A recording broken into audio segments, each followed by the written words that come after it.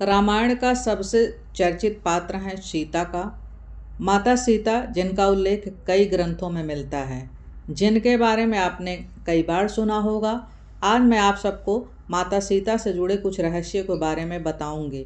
जय माता दी दोस्तों, कैसे हैं आप सब लोग। आशा करती हूँ कि अच्छे होंगे। माता रानी से बस यही प्रार्थना करती हूँ कि जो भी मनोकामनाएं आप सबकी हो, माता रानी जल्दी से जल्दी पूरा करें। मिथिला के महाराजा राजा जनक के राज्य में कई सालों तक बारिश नहीं हुई। राजा जनक चिंतित हो गए। ऋषियों से जाकर समस्या का समाधान पूछा तो ऋषियों ने राजा जनक को बताया कि जब आप स्वयं हल चलाएंगे तब जाकर इंद्रदेव की कृपा प्राप्त होगी। बिहार में स्थित सीतामढ़ी पुनौरा गांव में राजा जनक ने हल चलाया। सबसे पहले हल चलाया, वो हल किसी धातु से जाकर टकराया और अटक गया।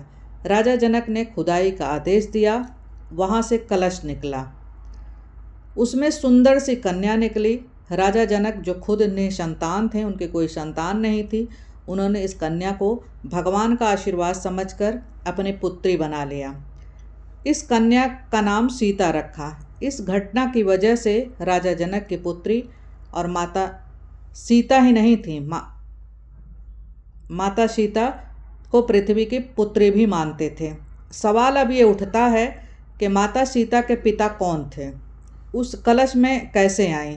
इस बात की जानकारी अन्य कथाओं में दी गई है। रामायण में बताया गया है कि रावण ब्रह्मा जी को प्रसन्न करने के लिए कई वरदान मांग रहा था। उसमें से उन्होंने एक वरदान मांगा कि जब मैं भूलवश प्रणय की इच्छा करूं तो वही मेरी मृत्यु का कारण बने। उसके बाद रावण की ऐसी बातों से पता चलता है कि रावण की बेटी सीता थी।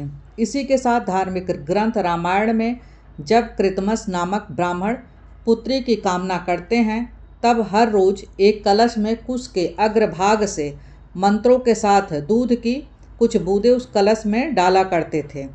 ऐसे में एक दिन ब्राह्मण बाहर गए हुए थे, तब रावण इनकी कुटिया में आया और वहाँ मौजूद ऋषियों को मारकर रक्त कलश में भरकर अपने घर ले गए। बाद में यह कलश मंदोदरी को दिया। बताया जाता है कि वह बेहद ही तीव्र विष है। रावण ने कहा था कि इसे छुपाकर रख देना। मंदोदरी अपने पति की बात मानकर मौका देखकर कलश में रखा रक्त पी लिया ताकि उनको रावण से छुटकारा मिल जाए, पर ऐसा हुआ नहीं। इसको पीने के बाद मंदोदरी गर्भवती हो गई। रावण के डर से मंदोदरी ने अपनी पुत्री को कलश में रखकर सुनसान जगह पर रखाई। जहाँ पर महाराजा जनक पहुँचे, हल चलाया, कलश उन्हें मिला। माता सीता उनकी पुत्री बनी। इन दावों के अनुसार माता सीता रावण की पुत्री रहीं। हालांकि हम इस बात की दावा नहीं करते हैं, हमने धार्मिक ग्रंथों में किए गए उल्लेखों के आधार पर ही बताया है। हमारी तरफ से ऐसा कुछ भी नहीं है। दोस्तों, उम्मीद करती हूँ कि आप सबको मेरा वीडियो पसंद आया होगा। पसंद आए तो लाइक शेयर सब्सक्राइब जरूर करिएगा और कमेंट में जय माता दी जरूर लिखिएगा।